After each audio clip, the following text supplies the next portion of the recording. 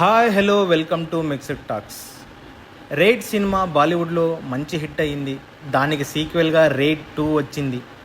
Raid సినిమాను mister బచ్చన్గా తెలుగులో రవితేజ హీరోగా తీయడం జరిగింది. అయితే ఆ సినిమా పెద్దగా ఆడలేదు. అజయ్ దేవగన్, రితేష్ దేశ్ముఖ్ నటించిన రేడ్ 2 సినిమా రేడ్ 1 రేంజ్లో ఉందా? ఈ సినిమాను మన టాలీవుడ్లో రీమేక్ చేసేంత స్టఫ్ ఉందా అనేది రివ్యూలోకి వెళ్ళి తెలుసుకుందాం. ఈ సినిమా నాకు అస్సలు నచ్చలేదు. సినిమా కథలోకి వెళితే అమయ్ పట్నాయక్ అలియాస్ అజయ్ దేవగన్ అనే ఇన్కమ్ ట్యాక్స్ ఆఫీసర్ 74వసారి ట్రాన్స్ఫర్ అవుతాడు. తన 75వసారి రైడును కింది స్థాయి నుంచి పైకి ఎదిగి సొసైటీలో ఒక మంచి పేరున్న కేంద్ర మంత్రి దాదా మనోహర్ భాయ్పై చేస్తాడు. అయితే ఏమీ దొరక్కపోవడంతో సస్పెన్షన్ అవుతాడు. ఆ తర్వాత అమయ్ దాదా మనోహర్ భాయ్ ఆస్తులపై మళ్ళీ రైడ్ చేశాడా? ఆ రైడ్ చేసే క్రమంలో ఎటువంటి ఆటంకాలు ఎదురయ్యాయి అనేదే ఈ సినిమా కథ.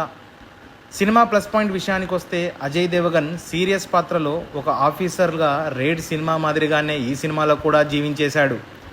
ఆ తర్వాత విలన్ పాత్రలో రితేష్ దేశ్ముఖ్ మంచి పర్ఫార్మెన్స్ ఇచ్చాడు.